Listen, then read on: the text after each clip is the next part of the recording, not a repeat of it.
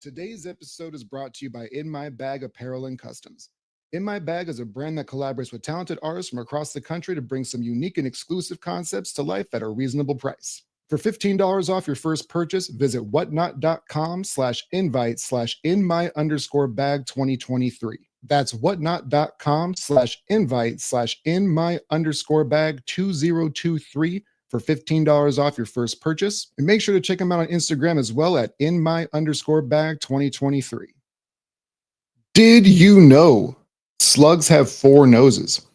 Slugs have four retractable noses that they use not just for smelling, but also seeing and touching. Weird little creatures. Let's get into it.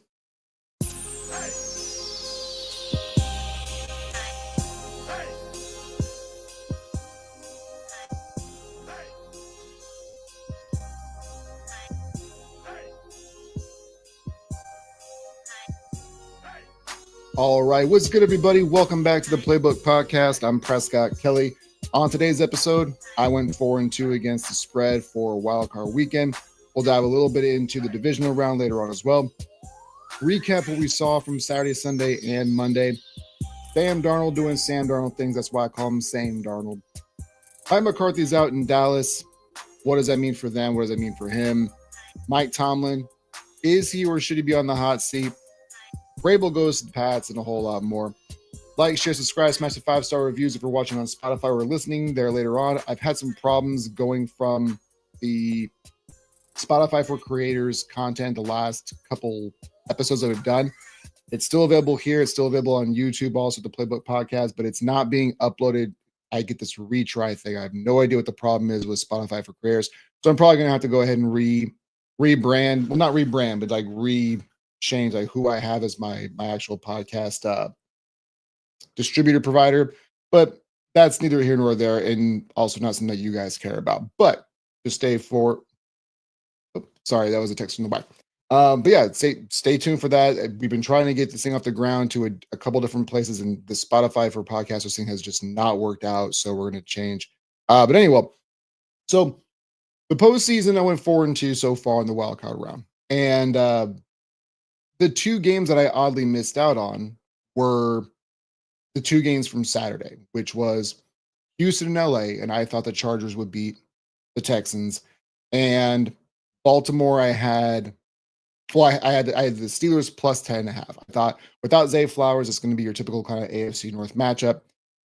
Low scoring, but Baltimore ultimately ended up winning. Maybe get one of those backdoor touchdowns to George Pickens, because that's the only recipe for success that Pittsburgh seems to have, is a couple big shots to Pickens. And other than that, that offense is inept.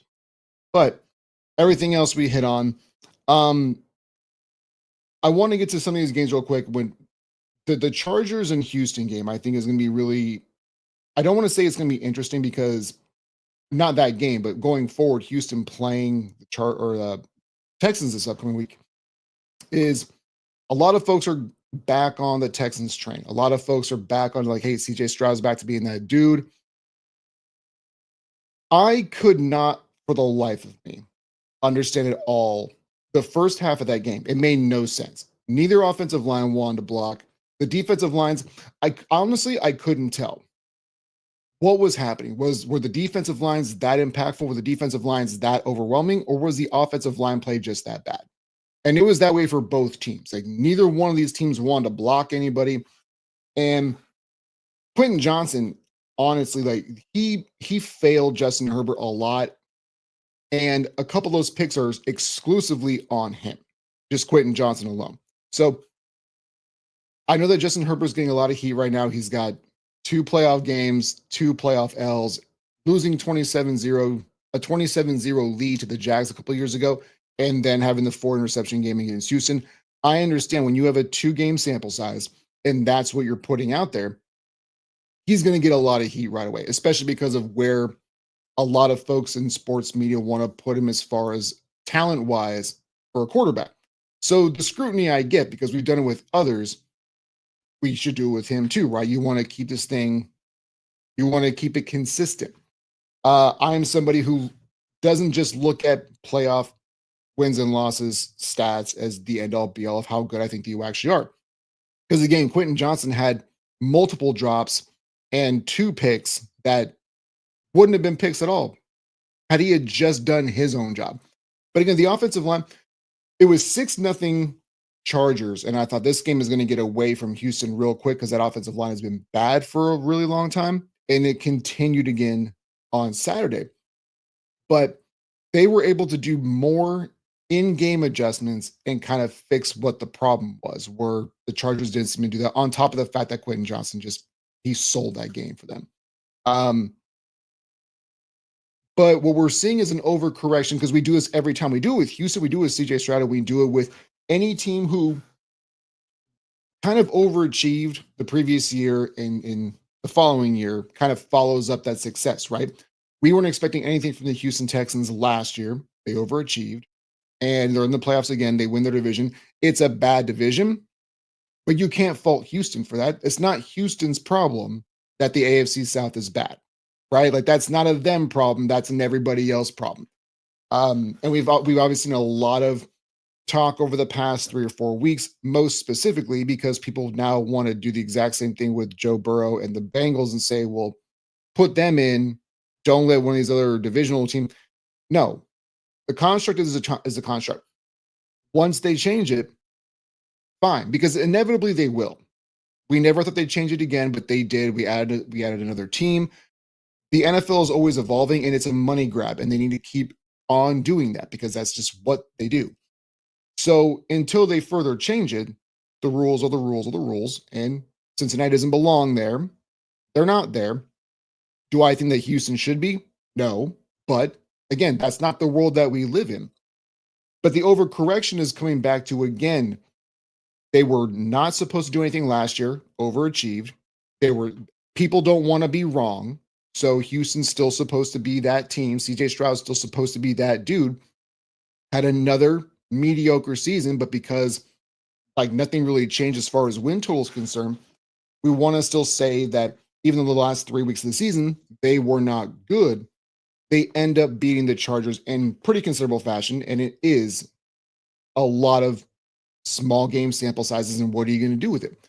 So I think that between what most people already think about Kansas City, and because this is what's going to happen. If Kansas City wins, which I believe that they will against Houston, it's going to be refs, Taylor Swift again. And if you keep making that argument, I'm just done with you.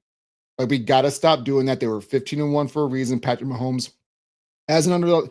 The Chiefs have been underdogs in 4 of their 5 last playoff games, and they've won them all. Sorry, I don't really know I don't know what to do any more than just Patrick Mahomes is really good at football. And if you're somebody who is still saying the Bengals should be in the playoffs because Joe Burrow is more entertaining, but you want the Chiefs to be out just because you don't like the dynamic of who they are and why they are the way they are. To me, it's just silly. We need to stop doing this. But we're going to have an overcorrection of the market where people are going to get back on Houston's track because they looked good against the Chargers and they didn't look good. They just looked better in the second half. Like they were getting dominated in the first quarter, dominated through most of the second. And there was just enough lucky breaks. The ball is an odd shape. These things happen. I have no faith in Houston to beat Kansas City whatsoever. Now, could it still happen? Sure. It was kind of the same thought process I had with the Denver and Buffalo game was if Denver gets the Josh Allen game that they need, not the good Josh Allen game where he goes off for 300 on through the air, 100 on the ground, and 3 touchdowns. No, you need the other Josh Allen game when you get multiple turnovers because he's trying to be Superman. If Denver would have scored in their first possession, got a turnover on the Bills' first possession and went up 14-0 early, that's the only way that Denver wins that game. Like I said, I reluctantly had the Bills -8 just because I thought there was be enough of Patrick Surtain being able to shut down an entire third or half of the field. And maybe I figured, but also I knew that Bo Nix in his first playoff game, that's a real tough environment to go in. So I felt okay with taking the Bills -8.5. I thought it was a stretch. But once this thing got up to Buffalo being up by once the Bills got to 20 points against Denver, I shut it off because I had no faith in the Denver offense to go forward. But to kind of recap and be done with the Houston portion of this episode is I have zero faith in them going into Arrowhead and beating Kansas City. And it has nothing to do with the refs. It has nothing to do with how much the NFL wants Taylor Swift. It has nothing to do with that. The Chiefs are 15-1 for a reason. The We saw in the first half of that Texans game how bad their offensive line still is because the Chargers just wrecked CJ Stroud in the first half. And I really thought it was going to get away from him. But there was a couple of different things. There was one, they had some in-game adjustments. Two, it was just Joe Mixon was just not going to let anybody tackle him. He was acting like he was hangry, and he saved their season with how good he was in the third quarter, and most specifically in the fourth, because I had mentioned this on the show, not on the show, but on the page 2 days ago. It seemed like nobody wanted to win that game, and that game felt like a preseason game. It just wasn't good football for a majority of it. So do I think that could Houston still win? Yes, because there's odds for a reason. Do I think they will? Absolutely not. But moving on to, I don't even know where do we want to go next. I'll go to Mike Tomlin for a second because I want to kind of recap the Steelers and Ravens game because that was the other of the 6 games. I got 4 right, 2 wrong. So I feel like it's only appropriate for me to get in where I fit in on why that game went as south as the way it did for me personally. So we mentioned during one of the lives last week where there was somebody in one of their groups who said that they thought the Steelers would win by 21. I said, well, you've got to score 21 to win by 21. And that just didn't feel like it was going to happen because Pittsburgh's offense is so inept. There is zero quarterback play. And I don't want to touch too much on the Tomlin stuff now because the plan is to get to that later on in the show. But one of the things I was worried about was the offensive line, or not that, well, the offensive line has been an issue for a while, but it's quarterback play. It's can you put up points if you need to? And that's why it's to me in the AFC, it's Kansas City, Buffalo, and Baltimore. Those are the 3. It always has been all year because any one of those teams can put up 30 if they need to. Kansas City struggled this year offensively more than we've seen in past. And even last year when we thought that would be the down year, there's still, if they really needed to, I bet you that they could. What I've always been worried about when it comes to Kansas City is they are bored and they're toying with people and they're lulling you to sleep. And when they get up by 30 points or whatever, it hasn't been the case this year, I guess. But behind the scenes, I bet you they've got everything in the bag and they're not going to use it on Houston because I feel like they think that they can beat Houston. But whoever they get in the championship round, because I feel like that's where it's going, whether it's Baltimore or Buffalo, you are going to see plays from Kansas City that you haven't seen all year. This to them is, we've been here before, we don't care. And I really do think that you might see even the AFC Championship game get out of hand because all the pieces are kind of getting put together, right? One thing I talk about with the Bills before they got Stephon Diggs was people playing out of place. Now Hollywood's back. DeAndre's had some more time in that offensive system. And Patrick Mahomes and Travis Kelce just have this ability to not even just, it's not even them because they're not usually doing the play calling, right? Like you trust Mahomes enough to check and make an audible if he needs to, but it's inside the play itself where you see those 2 dudes just be on another wavelength. So I think you're going to see them bust out some trickery plays. Again, not in the Houston game, but whoever they get in the AFC Championship game. But when it comes to Pittsburgh, yeah, like they have to figure out what's going on at quarterback because they've mismanaged this thing for so long. Back when this thing was chopped up with P. Scott and 3 years ago, 4 years ago, you guys need to move off from Ben Roethlisberger then. And they couldn't do it. They paid him again. Same thing. I've made the same accusation, not even an accusation. It's the same thing when it comes to the Falcons with Matt Ryan. Same thing with Ben Roethlisberger. You're paying these dudes for past success and you can't move off them for whatever reason. And Pittsburgh has always been loyal to a fault, which is why I'm going to get to to Mike Tomlin later, but they still can't figure it out. They've been too late to every move at quarterback. The last time they had any relative success, like I mean sustained success, was before I was born. I'm 40 years old. They're still hanging on to the whole this is the Steeler way. No, it's not. There was a run where it was. There was a 6, 7 year period where you guys were legitimately king of the NFL. But before that, and largely after that, you got 2 Super Bowls and like a 60-year window, basically. Like it's not 50, I think, to be more specific. Sorry, those Steelers fans are going to come at me for that. And whenever you do, they want to come back with the well, how many Super Bowls the Bills have? I get it, this many, but to think that that's the standard is completely ridiculous because most of the fan base that I know now wasn't alive when they were good and winning Super Bowls to begin with. Y'all were bred into this, born into this, and you're just that's what your parents told you, so you just want to keep the lineage moving. We'll get more to my talent later. I'm getting off on another tangent. Anyway, those are the two games that got wrong were Chargers Houston and Steelers. People blowing on my phone. It was us, and it was Steelers Ravens. The other 4 games we got right, but I want to get to something real quick because I know that Vikings fans are going to get mad at me because I'm picking on Sam Darnold. But I told you guys this entire year, he's going to let you down.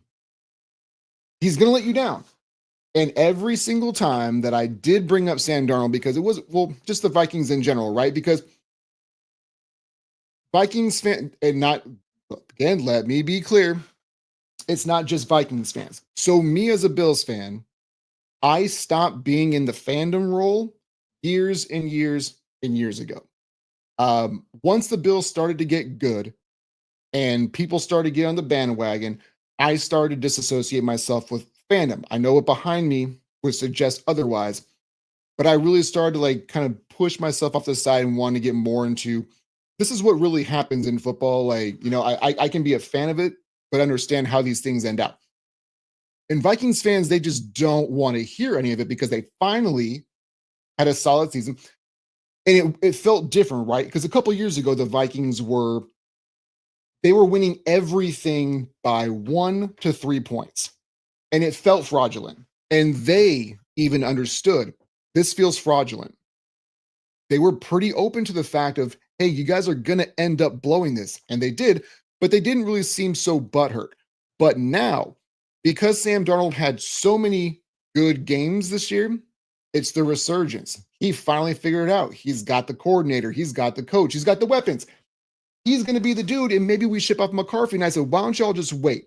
The Playbook Podcast is here for exactly this reason. History repeats itself, and that's just how it goes. There are very few times in NFL history we see somebody be bad for so many years and then instantly figure it out, and then they're awesome again. But this isn't a Josh Allen thing where it was 2 years of bad with no offensive weapons. This is 7 years, 6 years of not good Sam Darnold getting a good enough season, but still runs into hugs. He took 9 sacks yesterday. And people can miss me with that's a quarterback thing. Sometimes they are. Sometimes they are. But that offensive line, actually, no. When people said that it's an offensive line stat, not a quarterback stat, that's my fault. It can sometimes be the offensive line. If they're getting through instantly and there's zero restriction, there's zero restraint whatsoever, and you're just getting immediate impact and penetration, that's one thing. That wasn't it. Sam Darnold was running around, running into hugs, just getting sacked time after time. And I mentioned, so LaShawn's in the chat right now, and he says, let them be mad. And I'm with you on that one. He said they've played the 4th place schedule. Yeah, there's also that too. But it was like, I watched Sam Darnold, not the entire year, right? So I'm not going to be that guy and say that I watched every single Vikings game because I didn't.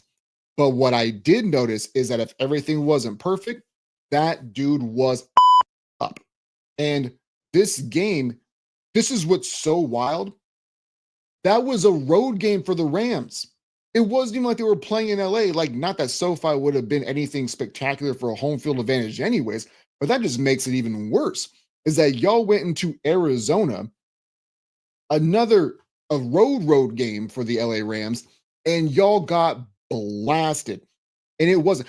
There was one. This was on the strip sack, I believe, where Sam Darnold goes back, right, and he's doing the hop, right. When you're a quarterback, you hop because you want to get ready. You're surveying the field. He looked left. I forget which guy it even was, but I think it was one of the Rams corners. And he looked right at him, hopped back to the right to make another read, and then looked back right down the barrel, strip sack, and then Hurst takes it, or Verse takes it for a touchdown. He did that the entire game, holding on to the ball too long, moving too much, not making any decisions. You have to be able at some point in time to like just take the L and just put it in the dirt or throw it out of bounds. Like just do something, dude. 9 sacks is ridiculous. I have no idea what the amount of yardage that they lost was based on those sacks, but it had to be over 100 yards or relatively close because he was running backwards thinking that he was Bo Jackson and Tecmo Bulldog. He wasn't getting anything. And so LaShawn says Lions gave the blueprint to get Darnold and making bad pre and post snap reads. Everything was bad, dude. And the thing was, most of the season he was good. He was good. And yards, TDs, their record, it felt like maybe he figured it out. But I don't know, man. I've always said it's the same reason. And I'm to a fault. I can be too cynical when it comes to sports. And I understand that. Like I recognize it about myself and I say it quite often. I was very late to the Lions party because you were the Lions until you weren't the Lions like 2 years ago. So I'm not going to just jump on the bandwagon and say that I know the Lions are good. I want to see it for a couple of years. That's always been my personal blueprint. My playbook is, can you do it for at least a couple of years in a row? And they have. So, like, to me, I know the Lions are good. I'm still worried about them going forward when it comes to Philly because I feel like that's going to be the next matchup. Like that, the NFC Championship game should be that, and oof, that's going to be a good one. Sean said 9 sacks without AD. Man, sorry, Parks talking for 20 minutes straight will get you that way. Yeah, it was not a good performance, but the immediate thing, I know that you got asked this question. I forget who brought it up, but they asked you, LaShawn, what is going on? Is it all how is the offensive line? And we both said, well, I didn't comment on it, but I thought the exact same thing was this is not just an offensive line thing.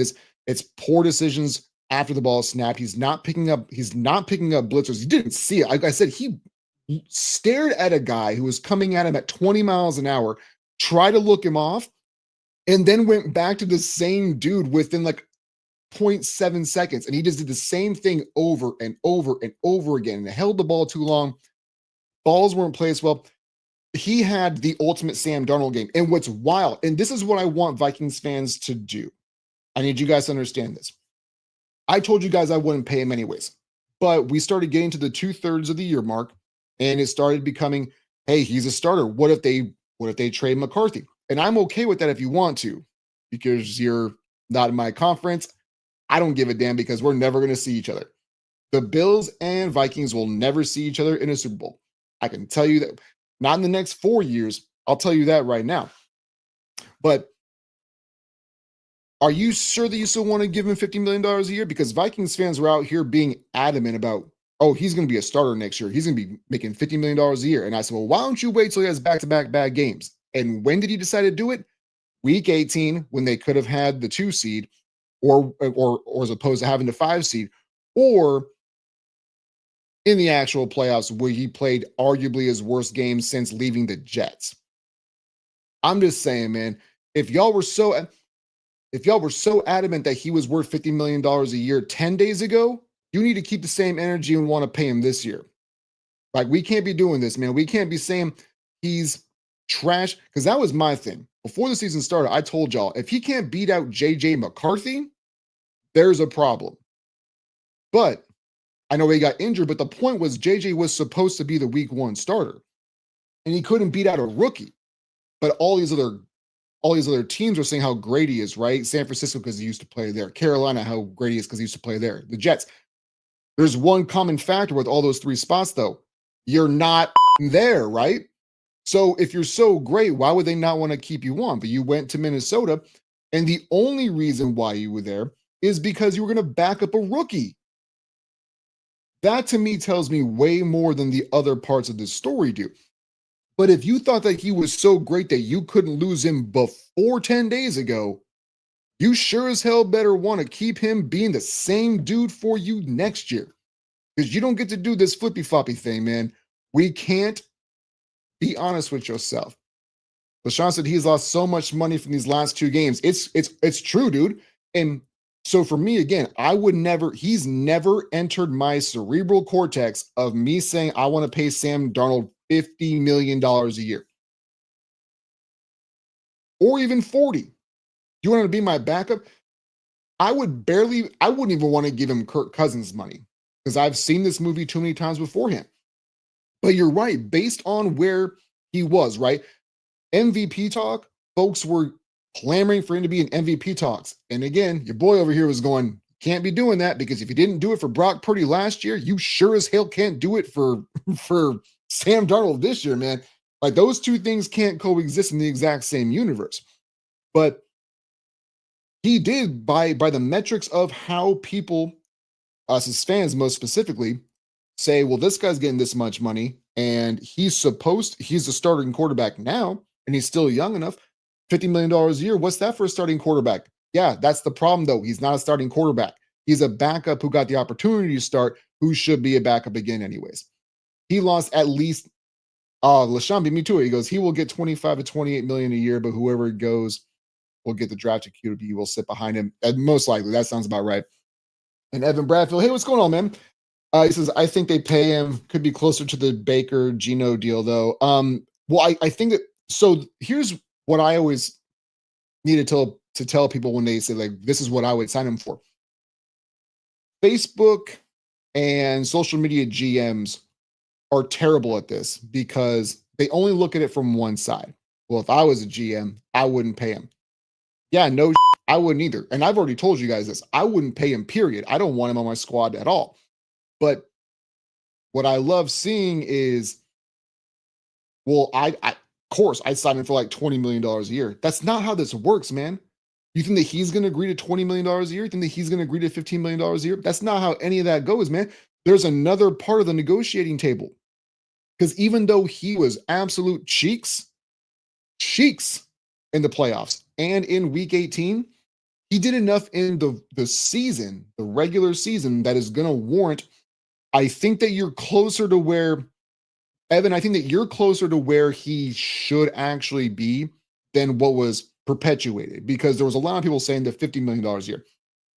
30, but again, everything is perfect. And this is why folks get so mad at me is I'm not going to pay a quarterback $30 million a year to get mediocrity from, because guess what? I can get mediocre from everybody. There's four legitimate dudes who make everybody better. And if you don't have that guy, I'm not paying him. I'd rather reset the market every year. And I got into a really heated argument with my dude Nick Stevenson, who hosts the Houston Sports Stadium podcast and now Twin Toros, where we go back on this, like, well, then where do you draw the line on quarterbacks? And I always told him, like, dude, if I'm not trying to out Patrick Mahomes, because I can't do it. He's one of one. I don't need to try to do that. What I'd rather do is build the best team, right? Like, I'm willing to ship old guys out. I'm willing to ship draft picks out to get like the best collective group, because we've seen teams with great defenses make it to AFC championship games, right? Like my prime example, and I will live and die on this take, is we saw the Jaguars with Blake Bortles almost beat the Patriots and go to a Super Bowl. Why did they not go? Because they had to hide themselves from Blake Bortles. And guess what? They paid him afterwards.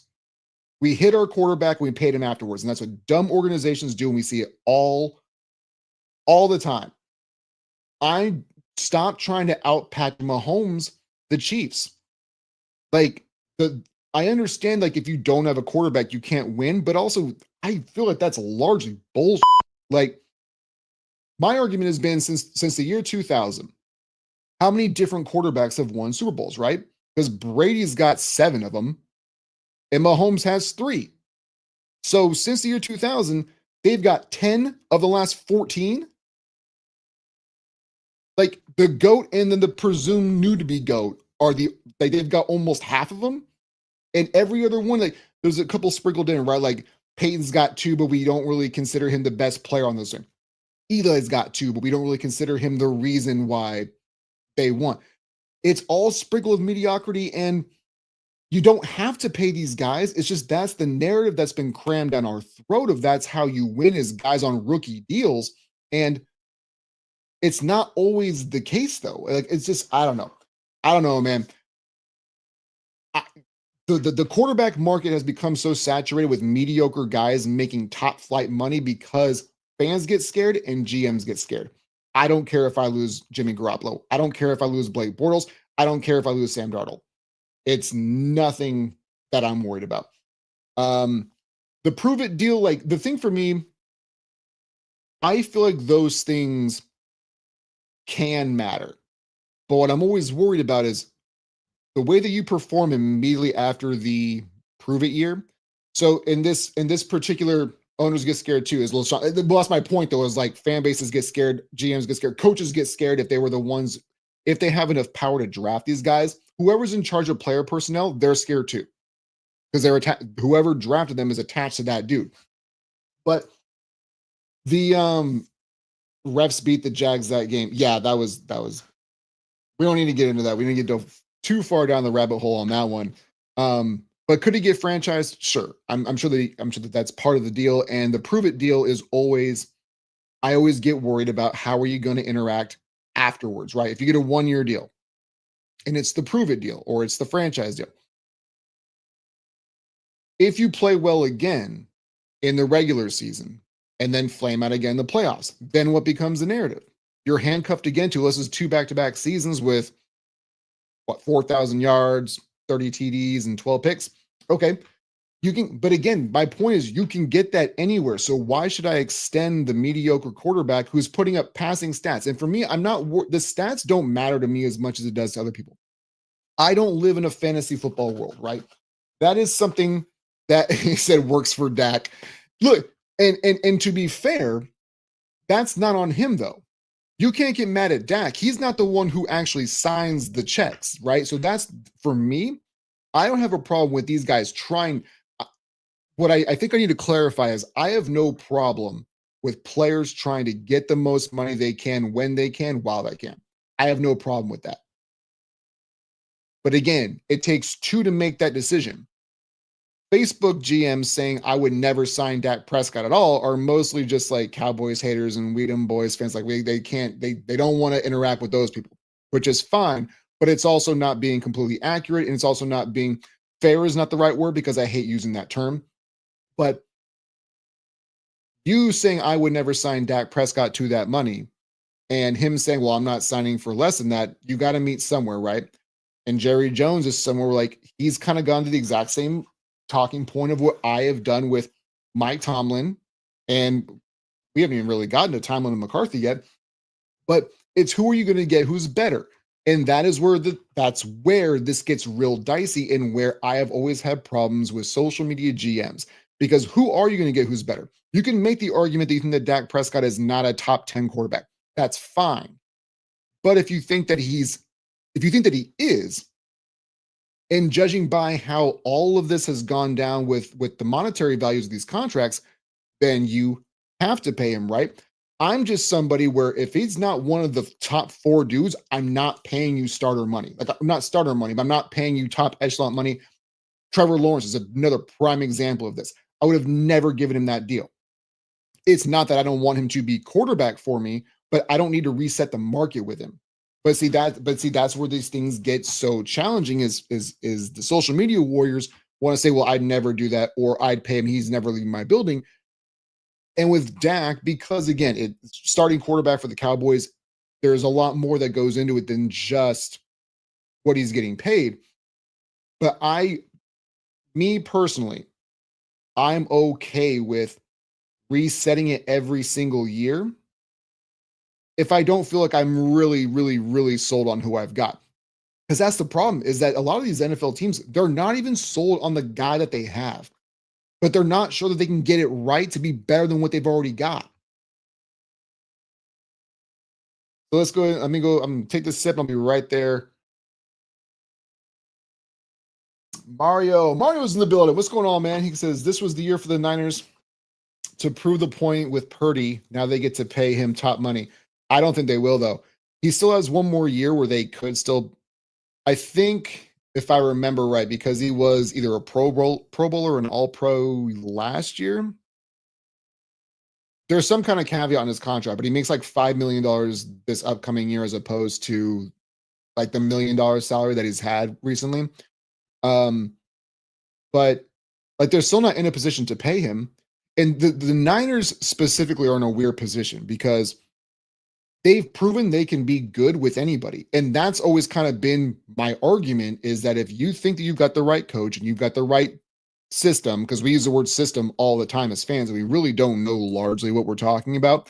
But if you, as the organization, feel like you've got the right head coach, the right skill position guys, offensive line, whatever you want to instill, if you've got it and you've shown that you can be good with anybody, the last time that the Niners were super injury riddled this year, but that was why I also said this year is their year. If they don't win this year, they're done. They're cooked because Debo's old and doesn't want to play running back because duh. McCaffrey's old. Trent Williams is old as hell. George Kittle's been banned. If they weren't going to do anything this year, you have to fire sell. If you're the Niners, you got to fire sell. Just get rid of dudes. You've given up so much draft capital over the last number of years to get other players. You have to just sell everybody who's old. You're going to suck for 3 years. Just bite the bullet, fire sell, and restart the clock. But I don't think that they necessarily have to pay Purdy if they don't want to, because they've already shown from last season they don't think that he's the reason why they're good. He certainly wasn't the reason why they were. He's never the reason why they're bad, but he's never the reason why they're awesome. And this is just the lane of purgatory that we run into with NFL quarterbacks is on 7-on-7 drills, and when everything is perfect, everybody's good. That's why I say, man, if it's not Mahomes, Allen, Burrow, Jackson, you're not getting any. I'm not resetting the market to make you the highest paid quarterback because I don't think I can lose Daniel Jones, because I don't think I can lose Trevor Lawrence, because I don't think I can lose Tua. No, you can walk, because for me, that is the difference, right? It's, can I get somebody to give you relative stats, right? If we're just talking about statistical value, this is one of the reasons why I love the league so much is if anybody watches the league, the fantasy football show that was on FX, was they're in a strip club in episode 1 of season 2. And Ambrosia is there giving them fantasy advice. So, well, why would you get Felix? Why would you get Ricky Williams in the 6th? Well, you can get Felix Jones in the 8th, and their stats are going to be the same, or whoever the example was. And it's kind of the same thing. You can get stats from just about damn near everybody. But the reason why Kansas City is so good is third and fourth quarter, late game situations, they just don't it up. You can be the worst 15-1 season you've ever had, or that we think when it comes to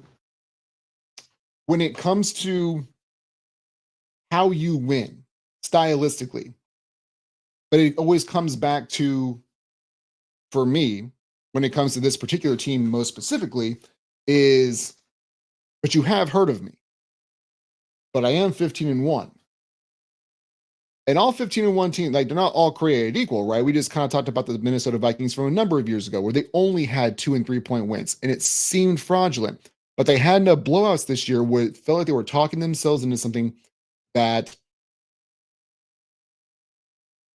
it's tough for them to swallow on, man, we really thought we had it right.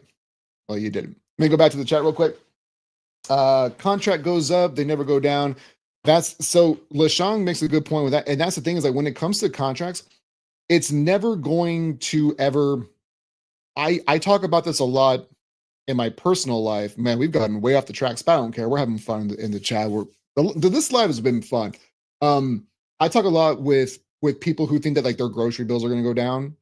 I'm like, no, it's not. Like there's nothing on planet Earth that can just make them go down for no reason other than the fact that the president says that he can't. No, he doesn't control the marketplace. He doesn't control what companies sell their goods for. And now all of a sudden he's saying, "Oh, I may not be able to do that." Yeah, no. Anybody with an IQ of 48 knew that you don't control that stuff. Same thing with groceries as it is with these NFL contracts. As long as the salary cap continues to increase, the money's going to go up. Like, and it's all relative, right? Like, if somebody who's getting, who Dak technically I think is the highest paid by like annual salary, I believe, right? It's not like it's not Allen, it's not Burrow.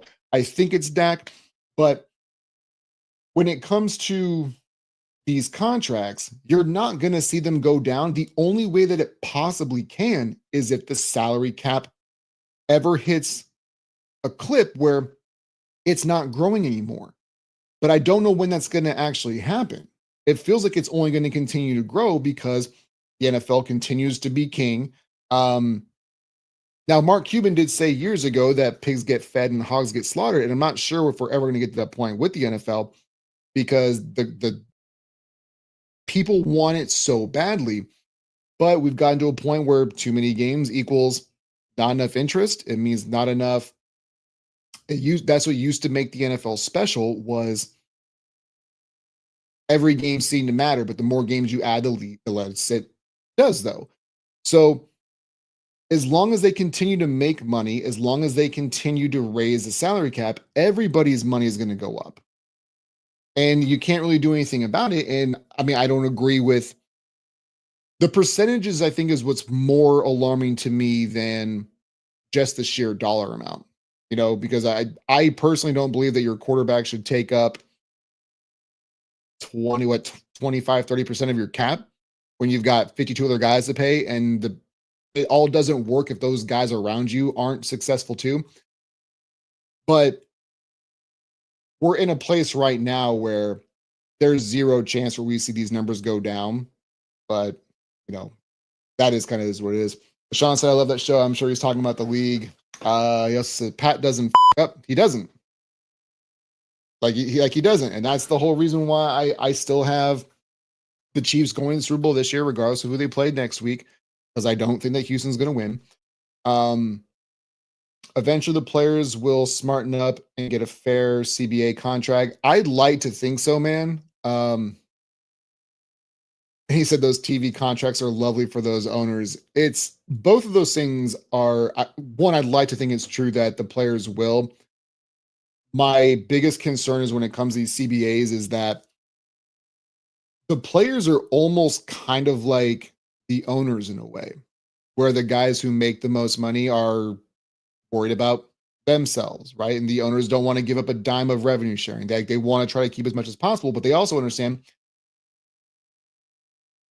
excuse me, the TV contracts are what really brings in the most money now. And because they've started dabbling in Peacock and Amazon and Netflix, they have so many more different avenues to get this money as opposed to just whatever your local broadcasting is, right? Because this thing has become like streaming is really where all this stuff is at. And the players are kind of treating it the same way. Not all of them to the extent the owners are, where they're just so cold-hearted about it. But I don't see in the future, because look, man, if I was at my job and someone threw out, "Hey, man, you have the opportunity to make 7 times what you're making right now." I make good money what I'm doing, right? Like I'm not struggling by any stretch of the imagination, but it's like you can get 7 times your worth, whatever you're making right now. But you got to give up 10 years of things down the line. I'd quit. I mean, I'd think about it. I would think about it because I can do a lot with 7 times my money right now to pay off a lot of stuff. I could go do something else. I could not work, period, for years if I wanted to. They're not the exact same thing, but when you've got that thrown in your lap from somebody who's on one of the underlings, right? Like you're the worker bee. I don't know, man. It gets real tough real quick. And we'd like to say what we would do and what we would think that we do in those environments, but until it's actually presented and it's lands at your doorstep, you don't really know what you would do because that's some overnight life-changing cash, even if it's not the guys who are making now 30, $40 million a year. To be able to just get quarter mil, half mil, yeah, I mean like that's gonna it's gonna at least make you question it. He goes, owners offer the 17th game for 100,000 more, and those 35, 53 players on the roster took that deal. That's my point, dude. Is the guys who are the ones who aren't starting, who aren't the regulars. I'm gonna get paid another 100 grand for maybe playing and maybe not. Like it make especially depending on where you came from. Like everyone's scenario is different. I really need people to understand that like just because you're the super crazy athletic dude, like doesn't mean that you instantly have the avenue to professional sports, right? Like there's probably a struggle that goes along with almost everybody who gets to this point. And when you've got here's 100 grand for just playing an extra game, yeah, man, it's I mean, I understand why these things happen. There's a lot of ugly stuff that happens on behind the scenes that we don't really know about, especially from the monetary value, because these guys are chess pieces and they're moved all the time. But yeah, when you're on the bottom rung of it, I understand why people take the deal. To kind of put it back into the real world perspective, is that I've always said desperate people do desperate things in desperate times. We just shouldn't have to put people in those positions to be able to do it, though. So McCarthy's out in Dallas.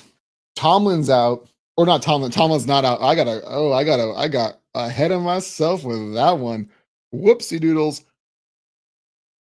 But yeah, McCarthy's out in Dallas, and it's starting to raise the question now of, and this has been going on for a couple of years, where Steelers fans are happy with Mike Tomlin, but then they also get incredibly frustrated with him, right?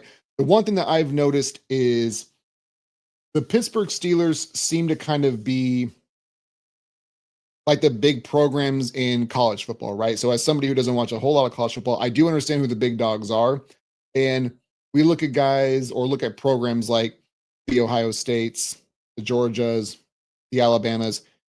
You can get just about anybody to run those programs and get you what? 8, 9 games a year. I could probably go to Ohio State, Alabama, Georgia, and win you 8 games, 9 games. But what's the one that you lose? That matters. It matters to college football players or college football fans, and it matters at this level as well. And we touched on a little bit earlier with Pittsburgh, is that Pittsburgh fans collectively, not all, but have this, they seem to think that championships are the standard, and it's not. You've got 6, you got 4 of them in a 6-year period. Like you guys, the last time you guys were good, I wasn't even born yet. That's kind of the point behind this. It's not the standard, because if it was, Chuck Noll wouldn't have been the head coach from like the mid 80s to the early 90s with no success basically whatsoever. Like before they were good, the Steelers were cheeks. Then they had a little bit of a mediocrity run, but they're loyal, and they're loyal to a fault to a degree. And I think that the conversation is at least appropriate, because when we do word association with best head coaches in the NFL, what do we where is the line kind of drawn, right? Because Tomlin is one of those guys where it always seems to, from what I hear, it's we think that he's a really good head coach because there's no losing season, right? Adding an odd game down the line helps with that, right? 17 games versus 16 makes it way more easy to have a winning season, because you're not 8-8, right? You've got some kind of buffer on one side or the other. But it does raise the question of, well, should the hot seat be hot for Tomlin? But it comes back to who you're going to get, who's better. And I don't know how much actual pull Mike Tomlin has when it comes to player personnel, right? I know that for a long time, they didn't trade up out of the first round and they didn't trade down out of the first round. If they had a first round pick, they used that first round pick. I think the only time that they moved anybody to go get somebody was Minkah Fitzpatrick. I may have that wrong, but I'm pretty sure that damn near for the last 40 years, it's been, we got a first round pick. This is where we are. We're not moving up. We're not moving down. We're not making any kind of drastic moves whatsoever. If whatever we need, we're just going to go get. And I think that you have to at least have the conversation, at least, I guess, what's important to you, because the Steelers are not the Bengals. I need to make that very clear. Like, we always do word association with the Bengals are being cheap. I've always told y'all it doesn't make any sense to be cheap because there's a salary cap. It doesn't make any sense for you to not be. The only thing that doesn't really reflect your salary is like the coaching. Who you pay for coaches doesn't affect your salary cap. That's a completely different slush fund, if you will.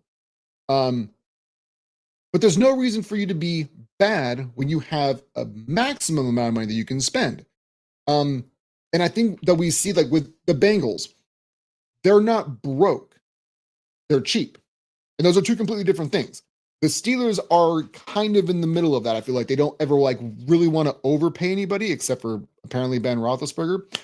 But you do have to have a conversation of where is your expectation as a fan is, do you really think that it's Super Bowl or bust every year because you guys had 4 to 6 years in the 70s?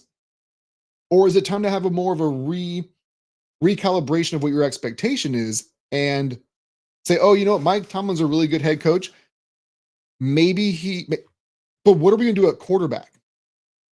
Like, you haven't been legitimately good since like the mid 2010s, I would say, because like that was 7-8 years ago. Like, you saw like prime AB, prime Le'Veon, and Roethlisberger wasn't completely cooked yet. But to put this into the perspective of like it's championship or bust is not a realistic expectation. Let me go to the chat real quick. Evan says it's kind of like Pop still being with the Spurs, though. Sure, he has more titles, but do those kinds of guys deserve to go out on their own terms? That's a good question. And LaShawn says Sears would find someone and Tomlin would go somewhere and be successful. I'll touch on Evan's point for the moment too. I think it's a really good comparison because we would like to think that people can go out on their own terms, especially ones that we consider to be the greatest of all time. People will make the argument it's probably Red Auerbach because they're old white people. Some people might say it's Phil Jackson because of the whole 3P. Some people might say it's Pop. Whatever you want to consider yourself, like who's the best coach, it's not really up for me to say, but we'd like to think that at the top of your profession that you're able to go on your own terms. But Bill Belichick couldn't even do that. Like, he didn't get to call his own shots. He didn't get to leave when he wanted to, but every owner is different.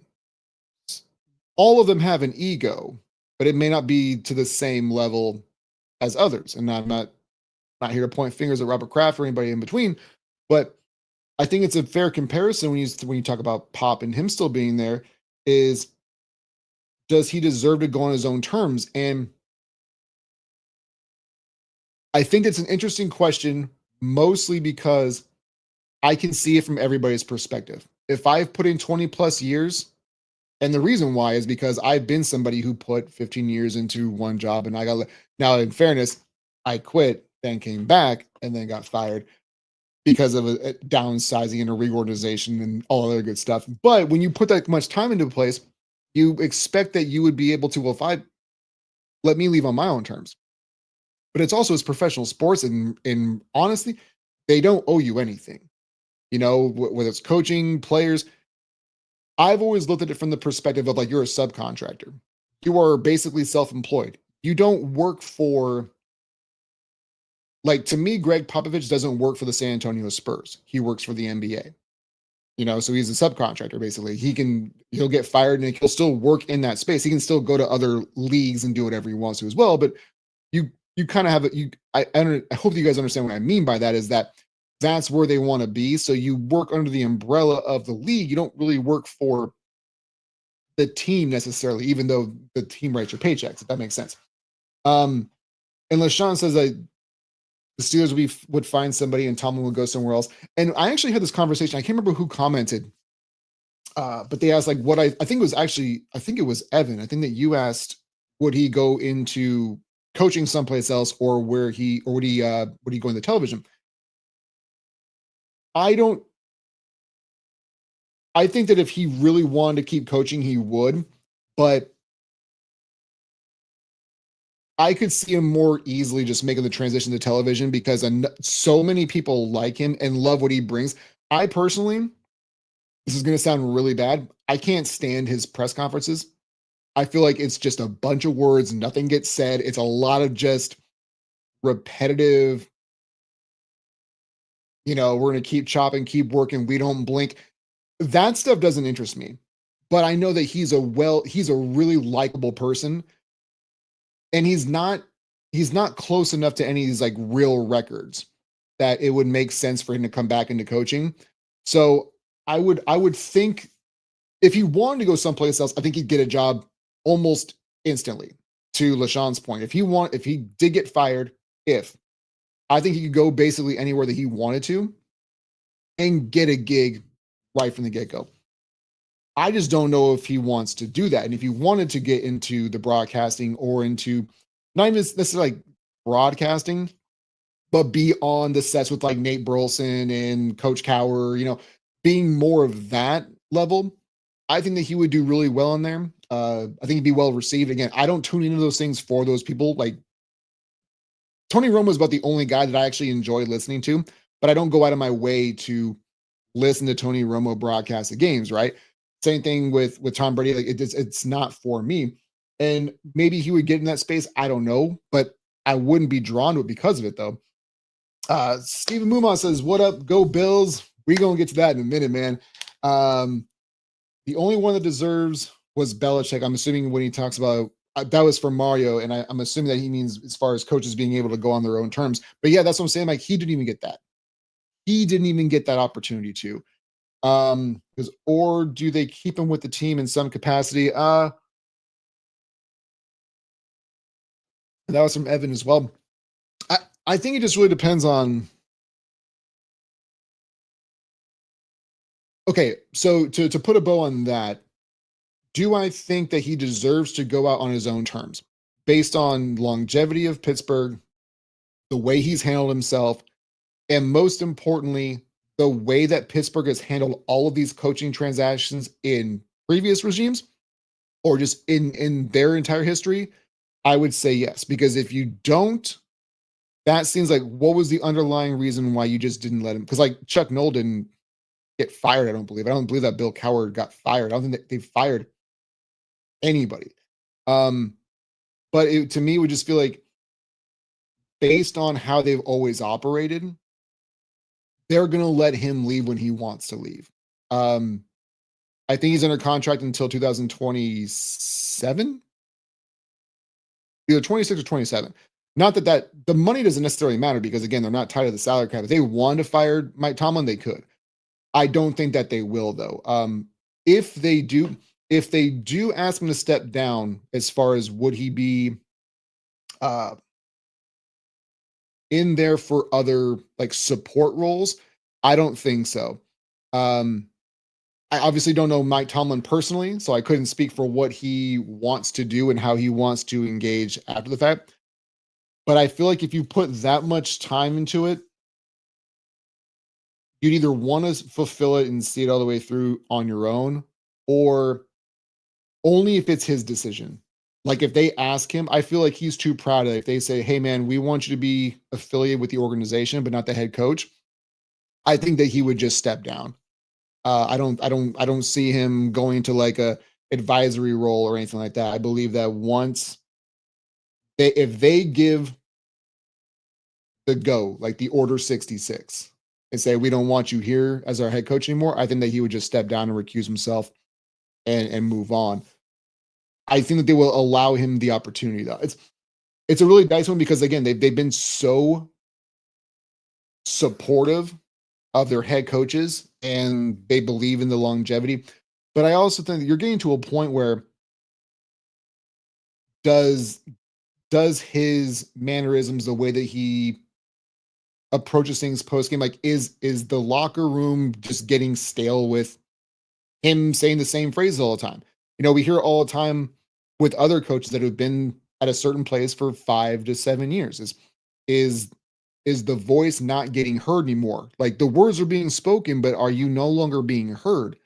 And I wonder if that's kind of one of the situations where they're at right now is we win 9, 10, 11 games every single year, but we got a losing record in the playoffs since you've been here. We haven't been to a championship game in years, and we're usually one and done. Like, I don't know where you draw the line of enough is enough. But again, like who are you gonna get who's better? That's always kind of the back and forth with that. Let me go back to the chat real quick. He goes, all 6 teams that have had head coaches available right now would call him and book an interview with Mike. Oh, so that was LaShawn. I think you're right because I mean, who are the openings right now? It's the Jets, the Bears, the Raiders. I mean, that's half of them just off the top of my head. I don't know exactly where we're at with them, but yeah, he'd get it. That's the thing is like he'd get an interview immediately if he decided that he wanted to continue to coach.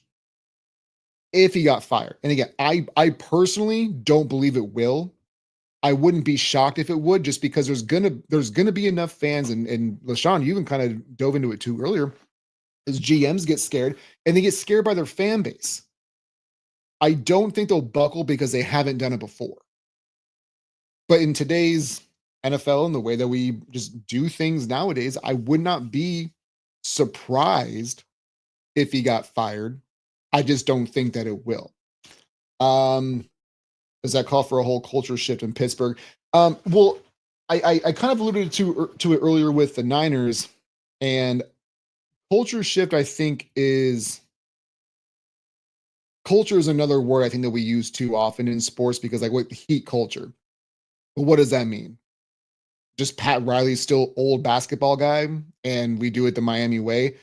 It's the Patriot way. Is it just because you had a crotchety old dude who wasn't willing to like really get like identify with his players but was still winning?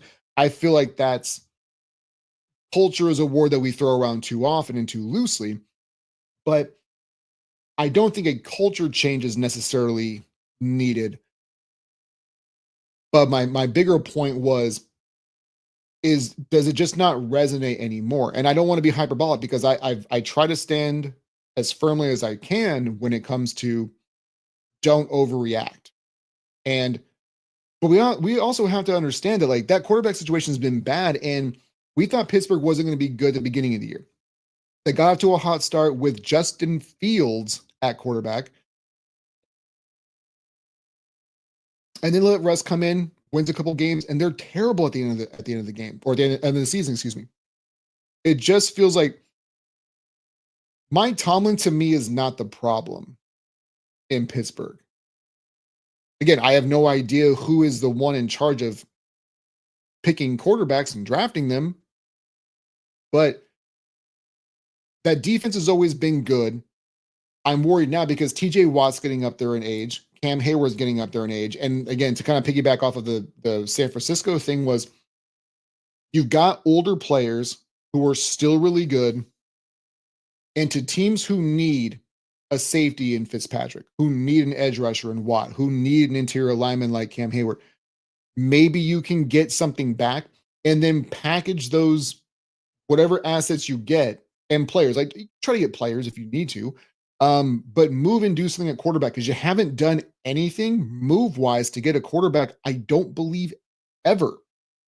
And the division is such where you have Burrow and you have Jackson. You still have Allen, you still have Mahomes.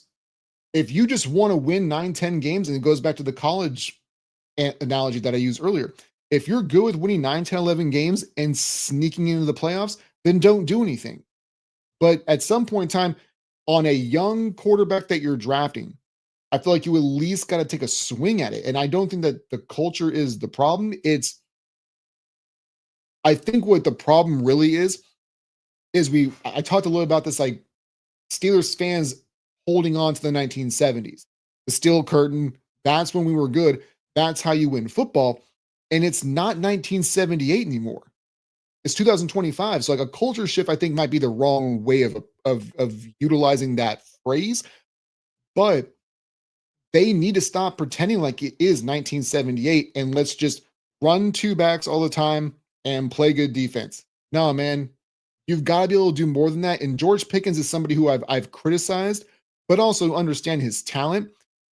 He's not going to be anything valuable to you as long as you have Justin Fields and Russell Wilson as your quarterback. If you want to maximize him, you got to get somebody in here that you believe in as a younger player.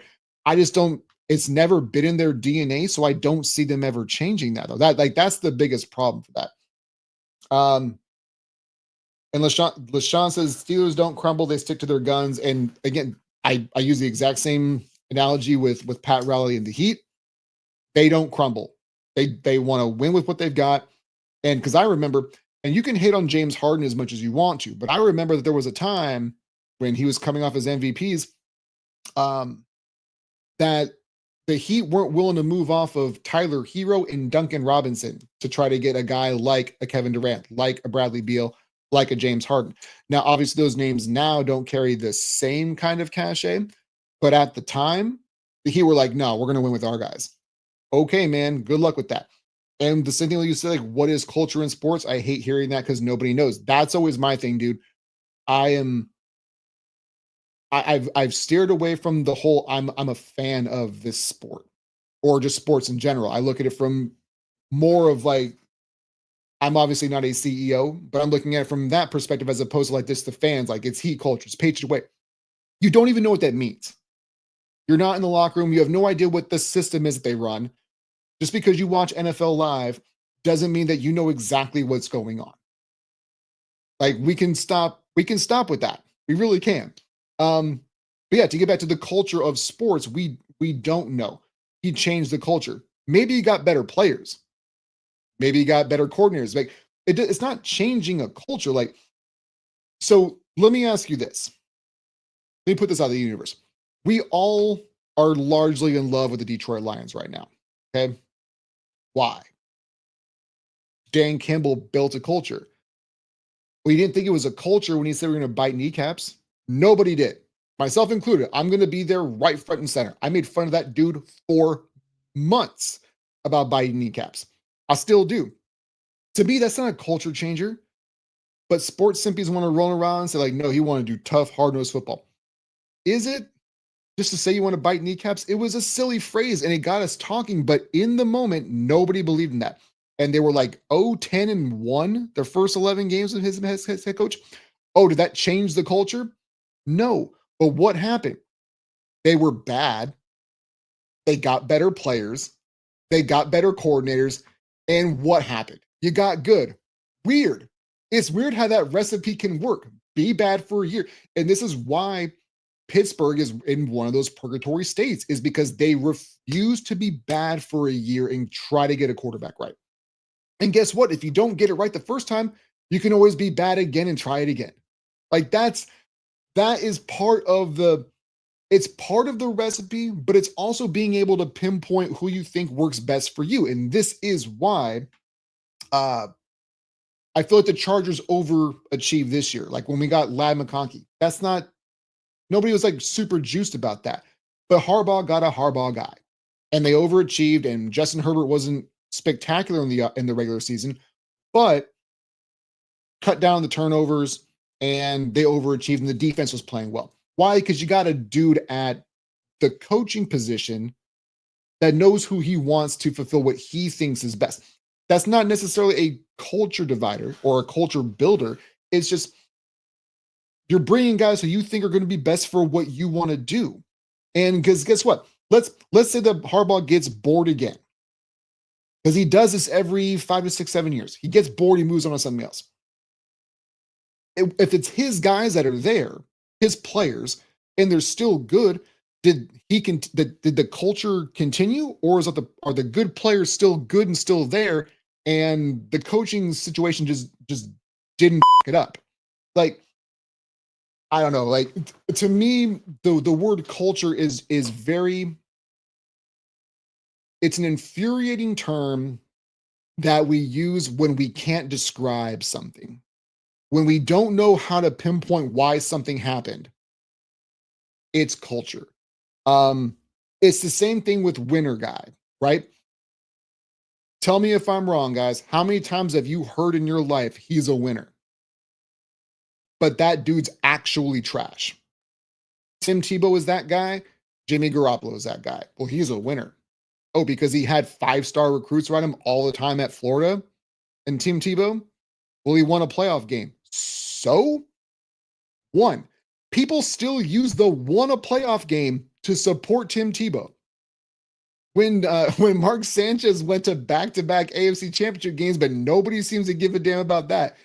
It's if we can't describe and we can't articulate why we know something is the end result, we just dumb it down to its culture, and he's a winner.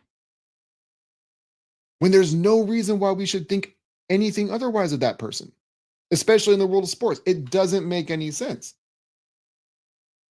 But that's always been one of my biggest arguments when it comes to just sports fans is they want to just regurgitate what they hear on NFL Live or whatever and pretend like it's their take and learn from football guys when they've never done it themselves. And that's why, like, I'm not here to tell you what I know about football, because I've never played. But again, the Playbook podcast is like, what have I seen in my 40 years of being on Earth? And my 20 years of like legitimately caring about sports, how they're ran and how the dominoes go from like one to the other and the cause and effect. I've seen enough of these things happen where I can produce my own result in my mind, and it's usually either spot on or pretty damn close. And the one thing I want to get to real quick is, again, with the whole Tomlin thing, I don't think he's going to get fired. I hope that he doesn't. But if he does, he'll find another gig or he'll get a job in television. But I want to bring up one more thing when it comes to NFL coaching real quick. And if you guys still want to talk about, throw in the chat. This thing actually went longer than I thought that it was going to. I wasn't expecting this. Given the time frame, I wasn't expecting to be this many people still hanging out because, there's work. I mean, not for me today, but I figured that other people had things going on. But the Patriots hiring Mike Vrabel, I've seen a lot of folks get really excited and really geeked up about their bringing back a Patriot, even though they just had Gerard Mayo. But there's been some up in arms, and between the Patriots and Cowboys head coach, and I got a little sidetracked because I meant to talk about McCarthy getting let go, was who's going to be the next head coach. I'll start there. That's really bad for radio. That last 45 seconds was terrible, but anyway, we're here now. McCarthy gets fired, and I had mentioned a couple weeks ago that I wouldn't be entirely surprised if Deion Sanders becomes their head coach. I don't know if that's still going to happen, but I think that the most important thing for us to look at is Bill Belichick 100% out of the equation? Because the answer to that riddle for me is no, he's not. I don't care that he just signed a contract with UNC. LaShawn said, I'm off work. Well, damn, bro, I could have had you on the show. I didn't realize that. And I'm working. Oh, I forgot to plug this at the beginning of the show. Dorian, oh my God, I'm gonna butcher that. I just had Hopkins. Dorian Hopkins of Sports Talk with Dorian Hopkins is gonna be on the show next Tuesday, around this time as well. Yeah, that's twice now in like 45 seconds. Been really bad. But anyway, LaShawn says Deion won't be the head coach. I honestly don't think he will either. I don't think it's out of the realm of possibility. But my biggest point is Bill Belichick, just because he went to UNC, allegedly, I know he's under contract, but that doesn't mean anything. He can get bought out. He can leave. Apparently, it's now being reported that the Cowboys didn't even reach out to him. This is where, and LaShawn says Bill isn't going to be a Jerry kind of guy. This is why both of these things with the Patriots and Cowboys to me are intertwined at the exact same time because their owners are old as hell and they don't have a 5-year plan. There's no more 5-year plan because I think what the Patriots were looking for is they hired Mayo and they thought, hey, man, we can get this thing turned around real quick, especially if we got Drake May, even though he didn't play early. And they realized, oh, no, the Bills are still here. The Dolphins, if Tua is upright or at least marginally, they're good. The Jets are the Jets. But this turnaround, and Mahomes is still Mahomes and Lamar is still Lamar. We got to turn this thing around now. So what he did is, I think that he did what he does, like, but most these owners do, is because it's obvious. Also, the second time that we've seen this with the Patriots is like they get the buffer for the buffer, right? I feel like he always wanted Mike Vrabel, but he hired Mayo for the 1 year, cut ties to get Vrabel, even though he always wanted Vrabel. I think it was the same thing with Cam Newton. He got Cam Newton right after Tom Brady retired to give the buffer so that Mac Jones can come in. But I do think that he got the guy that he actually wanted. And I don't necessarily have a problem with Vrabel because he's been a good head coach. When he was in Tennessee and he had Ryan Tannehill and led them to the 1 seed, all right, man, you can coach. And so I don't have a problem with him necessarily getting rid of Mayo. I had a problem with him hiring under the false pretense that he thought that he was going to give him 3 years to try to build this thing back up when there is no 5-year plan if you're Robert Kraft. You just don't have that in you. I think he wants to speed up the process. And does Vrabel fix that? Probably not. But does he get him a little bit closer than he was with Mayo? Probably. And mostly because Mayo was saying some wild out-of-pocket stuff on these post-game interviews, which is like the thing that you can't do. Like if you're supposed to be the CEO, if you're supposed to be the quarterback and you're supposed to be the head coach, you're the one taking these questions and taking the shrapnel for the owner, unless you're Jerry Jones, you got to hold up your end of the bargain on being the meat shield. And he wasn't really doing that. So it felt like it was just an easy way of all these things kind of transpiring. But the other thing when it comes to Dallas is Jerry is not on a 5-year plan, man. Like I feel like he has access to military grade, like not weaponry, but just overall things that can keep you alive for an exponential amount of time. I think that he's got access to it. I don't think he's going anywhere as far as like that's concerned. Just because like look at that man.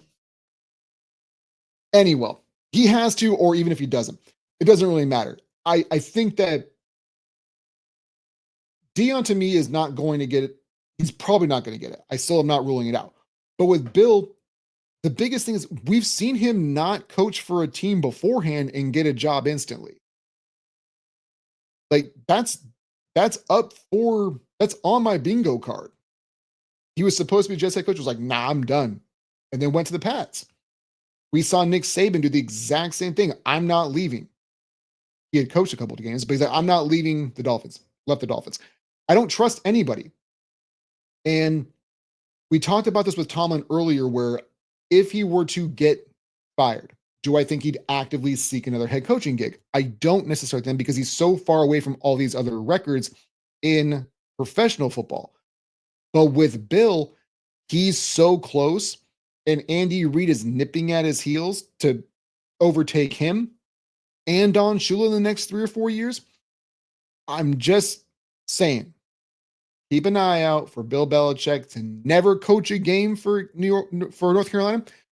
Don't put this as a hot take machine. Don't aggregate this in the sense that he's never going to coach there. I'm just saying, keep it on your radar. If he was never contacted by Jerry Jones, again, I don't even know if that's true, but if that's the case, don't you at least open up the lines of communication? Also, does this mean that he instantly goes to Chicago? Because Chicago was trying to reach out to Dallas and ask if they could interview McCarthy, which everybody jumped to the conclusion of, well, he's not going anywhere. Womp womp. This is why I don't trust the fans, man. We just want to, whatever is perpetually just put into our timeline. It's, well, didn't you hear the coach say? Didn't you hear the owner say? This is why you got to think for yourself. And that's why this thing over here, the Playbook Podcast, exists, because you can't just trust everything that you see and read. So, do I think that Dion will be the head coach of Dallas next year? Maybe. It's very, very slim, though. Do I think that Bill Belichick could be the head coach next year in Dallas? Also very slim, but I think that that possibility is higher than most people are thinking. I think the betting odds for Belichick to be the next head coach in Dallas over Dion is gonna spike as well. Not saying he'd be the favorite, but I mean, hell, man, McCarthy could be in Chicago by Thursday, man. Um, let's see. I'm gonna get ready to hang it up for the day. I want to get over to the chat one last time though. Sean says Jerry is keeping Kraft and Bill from the Hall of Fame. He's got that level of petty in him, man. He really does. I mean, he can't keep them out of the Hall of Fame, but I mean, he will. Like, I think that he wants to. I think that so many folks have put him on the pedestal of like the most powerful person in sports that he just can't get that out of his head that he could never at one point in time not be. And actually, now that I think about it, because we're talking about him and the most important person in the world of sports, or most economically impactful, I guess is probably the more appropriate way of saying that. Maybe not most important, but the Cowboys kind of drive the line for sports franchises and what their worth is. And I saw something the other day where uh, Elon Musk was reportedly offering like $12 billion to be the next owner of the Cowboys. I don't see that happening, man. Like, the only way that the Cowboys get sold is if Jerry dies. Like, I don't see him getting rid of that for nobody, especially Elon. Nah, man. When you have that kind of money, it's it's not even just you money, it's for thinking that you can get my money. And you're not going to get it. And Jerry Jones has so much petty in him that I feel like he'd rather die not selling it and getting $12 billion. Because I've seen a lot of that too. Is like, oh, he's stupid for turning down $12 billion. He's 82 years old. He's got all the money in the world. Like, you think he's worried about 12 billion to be able to spend for the last 32 months of his life? Nah, man, like, we can't be doing that. I don't see him selling it. And whatever happens, whenever he does pass, I think that this is going to be, they're going to make a 30 for 30 about this. That I feel like once Jerry Jones decides to go ahead and hang it up, for lack of a better term, is that the Cowboys are going to flounder for probably like 5 or 6 years, right? Because it's going to be really difficult to create the same buzz that Jerry continuously has around that franchise. Like, he's the meat shield. I don't know. I don't really care what anybody says about him as like a person. I do feel like he's a good owner. I feel like Dallas kind of has that when it comes to Cuban, what was Cuban, and um and with Jerry, I feel like they're good people to work for. You get good job security. They want to take care of the people that they know and that they like. And it's kind of the same thing with Jerry. He said before, and he wants to hire people that he knows.